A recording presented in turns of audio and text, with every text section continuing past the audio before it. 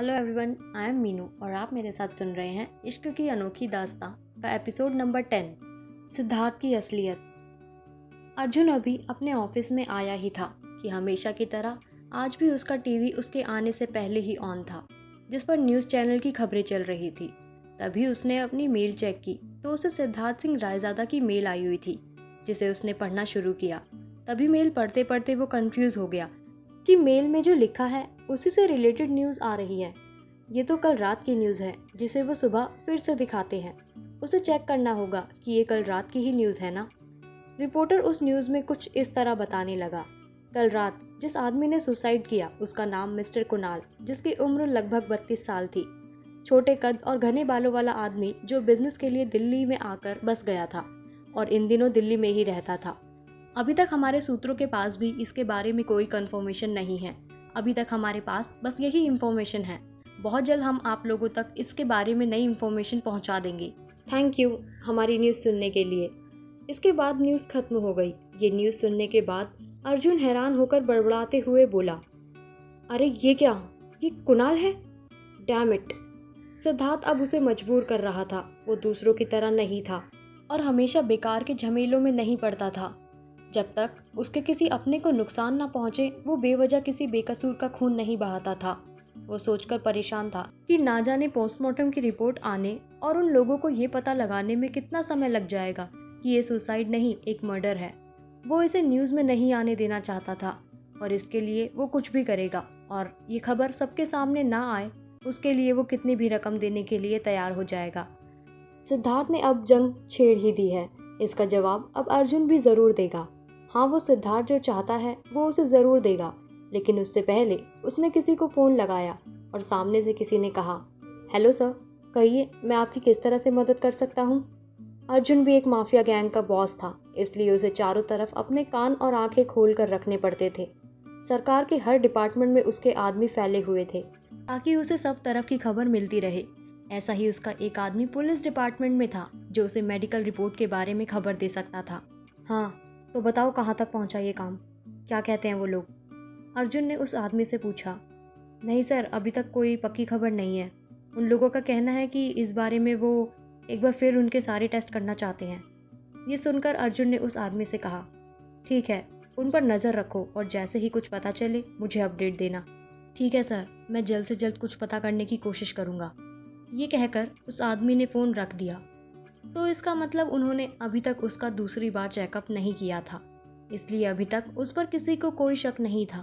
और ये बात कि ये मौत एक सुसाइड नहीं बल्कि मर्डर है, इस बारे में सिर्फ दो ही लोग जानते थे। इसलिए अर्जुन उसके इस कारनामे का जवाब तो उसे ज़रूर देगा, वो भी पूरे जोश के साथ। अब उसे सिद्धार्थ की इस जंग का जवाब तो उसे देना ही होगा। अर्जुन सिर्फ कपूर इंडस्ट्री का वाइस प्रेसिडेंट ही नहीं बल्कि एक अंडरवर्ल्ड माफिया गैंग का लीडर भी था।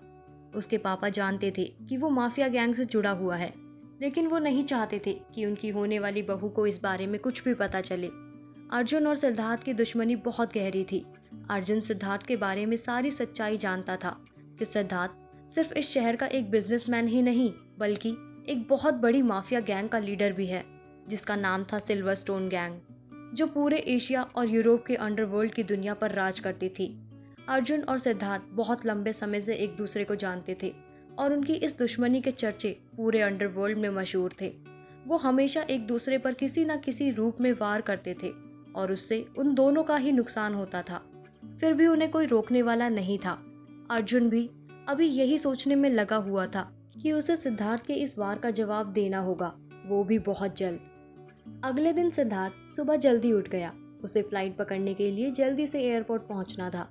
हालांकि उसका खुद का प्राइवेट प्लेन था, लेकिन फिर भी उसे किसी भी मीटिंग और अपॉइंटमेंट में टाइम पर पहुंचना पसंद था।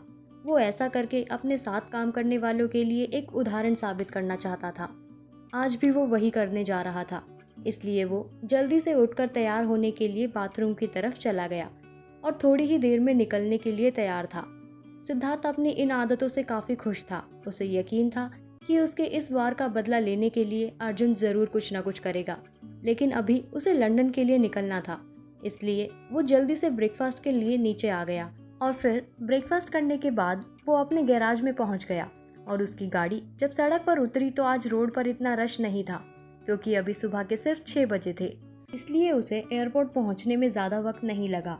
और जब वो एयरपोर्ट पर अपनी गाड़ी से उतरा तो उसने अपनी गाड़ी की चाबी वहाँ के एक वर्कर को दे दी, क्योंकि वहाँ के लोग जानते थे कि उन्हें इसका क्या करना है। उसके बाद उसकी इस गाड़ी को यहाँ से क्लीनिंग और मेंटेनेंस के लिए भेज दिया गया, ताकि जब वो लौटे तो उसकी गाड़ी उसके लिए तैयार हो। वो जल्दी से जाकर प्लेन की एक विंडो सीट पर बैठ गया और प्लेन के विंग्स को देखने लगा, और थोड़ी ही देर में उड़ान भरने के लिए वो प्लेन तैयार हो गया। और जब वो प्लेन धीरे धीरे उड़ान भर रहा था, उस एहसास को सिद्धार्थ महसूस कर रहा था। और कुछ ही घंटों में उसका ये सफ़र पूरा हुआ और वो लंदन की ज़मीन पर पैर रखने के लिए प्लेन से उतरने उसके एग्जिट पॉइंट पर आया और नीचे उतरने लगा। उतरते ही उसकी नज़र सामने खड़ी कार पर पड़ी, जो उसके आने का वेट कर रही थी। और फिर सिद्धार्थ जल्दी से उसमें बैठकर चला गया। ड्राइवर ने उसकी तरफ देखकर मुस्कुराते हुए वहाँ की भाषा में उससे बोला, सर आपको कहाँ जाना है? सिद्धार्थ ने अपने खड़ूस से चेहरे, जिस पर कभी कभी ही मुस्कान दिखाई देती थी, मुस्कुराते हुए कहा, मुझे मेट्रोपॉलिटन जाना है। तुम्हें वहाँ का रास्ता तो पता ही होगा। ड्राइवर ने कार का इंजन स्टार्ट करते हुए मुस्कुराकर जवाब दिया, वो तो मेरे दाएं हाथ का काम है, अभी आपको 10 मिनट में वहाँ पहुँचा देता हूँ। सिद्धार्थ ने उसकी तरफ देखकर जवाब दिया, ठीक है। और अगले ही पल सिद्धार्थ उस एयरपोर्ट से उस गाड़ी में बैठकर निकल गया। लेकिन कुछ दूरी पर ही उनकी गाड़ी ट्रैफिक में फंस गई। ट्रैफिक जब तक क्लियर हो तब तक ड्राइवर ने उससे मुस्कुराते हुए पूछा, सर आप यहाँ किसी बिजनेस के सिलसिले में आए हैं या फिर घूमने? सिद्धार्थ ने धीरे से जवाब देते हुए कहा, बिजनेस पर्पस से। क्योंकि उसे ज़्यादा बोलना पसंद नहीं था, इसलिए उसने आगे कुछ नहीं कहा। ड्राइवर ने मुस्कुराते हुए आगे पूछा, बहुत अच्छी बात है सर, लेकिन अगर आपके घूमने का मूड हो तो कुछ जगह मैं आपको सजेस्ट कर सकता हूँ। मैं कोशिश करूँगा, अगर टाइम मिला तो आप बता सकते हैं मुझे, सिद्धार्थ ने जवाब देते हुए कहा। अच्छी बात है तो सर, हमारे लंदन में बहुत अच्छी अच्छी जगहें हैं घूमने लायक, जिनमें बकिंगम पैलेस है। ऐसी कुछ 10 जगह हैं जहां आप घूम सकते हैं। अगर आपको फैशन से रिलेटेड जगह पसंद है तो आप मैसेज हाउस में जा सकते हैं। लंदन में ऐसी बहुत सी जगह हैं जो आपको पसंद आएगी, इसलिए इस बार ऐसे अपने इस ट्रिप को सिर्फ काम में ही ना लगाएं। ये सुनकर सिद्धार्थ ने जवाब दिया, मैं पूरी कोशिश करूँगा, और हाँ, थैंक यू मुझे ये सब बताने के लिए। नो प्रॉब्लम सर, मुझे ये सब करने में बड़ा मज़ा आता है। ड्राइवर ये कहकर उस ट्रैफिक से निकलने की कोशिश करने लगा। और फिर आगे के पूरे रास्ते ना तो सिद्धार्थ कुछ बोला और ना ही उस ड्राइवर ने कुछ कहा। तो ये था लंदन में सिद्धार्थ का वेलकम। होटल पहुंचकर जैसे ही सिद्धार्थ गाड़ी से उतरा, उसने उस ड्राइवर को एक अच्छी टिप दी और जल्दी से होटल के अंदर चला गया। अंदर पहुंचते ही पहले उसने होटल को अच्छे से देखा। उसे ये जगह काफ़ी पसंद आई और फिर वो चेक इन के लिए रिसेप्शनिस्ट के काउंटर की तरफ गया, ताकि वो जल्दी से जाकर थोड़ी देर आराम कर सके, क्योंकि इतना लंबा सफ़र करके वो थक गया था। जैसे ही रिसेप्शनिस्ट ने एक वेटर को उसके साथ उसके कमरे की चाबी देकर भेजा, तो कुछ ही मिनटों में सिद्धार्थ एक आलीशान रूम में पहुंच गया, जिसमें एक मिनी बार भी था। रूम में एंटर होकर अपना बैग रखते ही सिद्धार्थ ने अपने लिए एक पैक बनाया और थोड़ी ही देर में उसे भूख भी लग गई, जिसे शांत करने के लिए उसने वहां रखी कुछ चॉकलेट्स और कुकीज़ खाई और फिर बाद में वो लंच करने होटल में चला गया। दूसरी तरफ इंडिया में न्यूज़ चैनल 6 के सभी मेंबर काफ़ी खुश थे, क्योंकि ऐसी बड़ी खबरें दूसरों तक पहुंचने से पहले कभी कभार ही वहां आती थी, और आज इस खबर की वजह से वो पहली बार सबसे टॉप पर थे।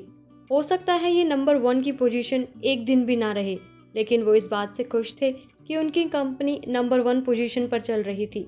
लोग उनके चैनल को बार बार चलाकर यही खबर देख रहे थे। वो कल रात की खबर को बार बार अपने चैनल पर दिखा रहे थे, क्योंकि लोग उस खबर के बारे में जानने के लिए बेचैन थे। लोग बुक स्टोर पर इस खबर के बारे में जानने के लिए बार बार कॉल कर रहे थे कि कहीं इसके बारे में पेपर में तो कुछ नहीं छपा। आज से पहले ऐसा कभी नहीं हुआ था, इसलिए आज उस चैनल के बिग आर के चेहरे पर एक बड़ी सी मुस्कान थी। बहुत टाइम बाद किसी खबर की वजह से उसे कामयाबी का चेहरा देखने को मिला था। उसके ऑफिस का फ़ोन बार बार बज रहा था। उसने सेट पर खड़े होकर देखा और फिर वो अपने ऑफिस में चला गया। वहां जाकर उसने अपने फ़ोन के रिसीवर को उठाया और कहा, यस राजेश दिस साइड, बताइए मैं आपके लिए क्या कर सकता हूँ। सामने से किसी ने जवाब दिया, हेलो राजेश जी, ये चैनल 6 में मेरी बात हो रही है राइट? राजेश ने जवाब देते हुए कहा, हाँ जी, मैं चैनल नंबर 6 से बोल रहा हूँ, कहिए क्या कहना चाहते हैं आप। सामने से किसी ने कहा, एक्चुअली मैं उसी सुसाइड वाली बॉडी का एग्जामिन कर रहा था जिसके बारे में आपके चैनल ने कल एक न्यूज़ रिलीज़ की थी। तो मुझे पता चला कि ये कोई सुसाइड केस नहीं बल्कि मर्डर है। किसी ने इस केस के रिगार्डिंग मुंह बंद करने के लिए मुझे बहुत बड़ी रकम दी है, क्योंकि वो चाहता है कि ये खबर सही वक्त आने पर लोगों के सामने आए। इसलिए मैंने आपको ये बताने के लिए कॉल किया है कि कहीं ऐसा ना हो आपके साथ कुछ जिसके बारे में आपने सोचा भी ना हो, इसलिए सतर्क हो जाइए। ये कहकर उस आदमी ने फ़ोन रख दिया। इस कॉल ने उसे अंदर तक हिलाकर रख दिया। वो इतना हैरान था कि उसे समझ ही नहीं आ रहा था कि वो क्या करे। इसी न्यूज़ की वजह से तो एक दिन में ही उसके चैनल की रेटिंग इतनी बढ़ गई थी। लेकिन अगर ये बात सामने आई कि वो खबर झूठी थी, उनके चैनल की रेटिंग को एक दिन में ही नीचे आने से भी कोई नहीं रोक पाएगा। और फिर उन्हें छोटी छोटी खबरें हासिल करने के लिए भी दूसरे स्टेशन के पास भीख मांगने जाना पड़ेगा। ये खबर आई तो उसे एक उम्मीद जगी थी कि अब उनका चैनल कामयाब हो जाएगा। लेकिन अभी उसके पास इस समय सिर्फ यही रास्ता था कि वो किसी तरह इस खबर को पूरी तरह लोगों के सामने आने से रोक सके। वो ये सोचते हुए सेट पर वापस गया, जहां उसका स्टाफ अपने चैनल के नंबर 1 पोजीशन पर आने की खुशी को एक केक काटकर सेलिब्रेट कर रहा था। उन सभी के चेहरे पर जीत की खुशी थी, जिसे वो बिल्कुल भी खराब नहीं करना चाहता था। एक बार तो उसे लगा कि वो उस धमकी को भूल जाए, लेकिन आखिर उन्हें बचाने की जिम्मेदारी भी उसकी थी, इसलिए उन्हें ये खबर उसे देनी ही पड़ेगी। दूसरी तरफ अर्जुन अभी तक इसी उधेड़-बुन में लगा हुआ था कि वो सिद्धार्थ को इस बार का जवाब कैसे देगा। वो कुछ ऐसा करना चाहता था जिससे सिद्धार्थ को एहसास हो जाए कि वो भी किसी से कम नहीं है। इससे पहले कि सिद्धार्थ उसकी इस खामोशी का फायदा उठाकर कुछ करे, उसे जल्द से जल्द कुछ न कुछ एक्शन करना होगा। सबसे पहले उसे उस ऑफिसर के साथ मिलकर एक दिन चैनल 6 वालों को वो रिपोर्ट देने के लिए उनके ऑफिस जाना पड़ेगा, जिसमें ये लिखा है कि ये सुसाइड नहीं बल्कि एक मर्डर है। वो जानता था कि वो अंदाजा भी नहीं लगा पाएगा कि वो ऐसा कुछ करेगा। सिद्धार्थ सिर्फ यही सोचेगा कि वो ये रिपोर्ट हासिल करेगा, और लेकिन वो इस बार ऐसा कुछ नहीं करने वाला है।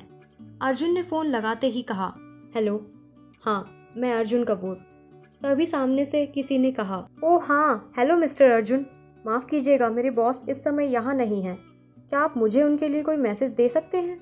उस आदमी की उम्र कोई 25 साल से कम की रही होगी। वो या तो वहाँ कोई मेडिकल स्टूडेंट है या फिर कोई इंटर्न जो उसके ऑफिस में अपनी इंटर्नशिप कर रहा है। उस आदमी की बात सुनकर अर्जुन सोच में पड़ गया कि क्या वो इस आदमी पर भरोसा कर सकता है। उसे अभी तो ऐसा करना ही पड़ेगा, क्योंकि उसके पास इसके अलावा और कोई भी रास्ता नहीं था। ठीक है, तो तुम्हें अपने बॉस को ये बताना है कि वो खबर रिलीज कर दो, स्पेशली चैनल 6 को, और ये खबर उस चैनल की टीम तक कल सुबह 7 बजे से पहले पहुंच जानी चाहिए, ताकि वो लोग ये खबर 8 बजे वाली न्यूज़ में दिखा सकें। और उसे ये मेल मुझे भी भेजनी होगी। समझ में आया? अर्जुन ने एक ही सांस में सारी बात बोल दी।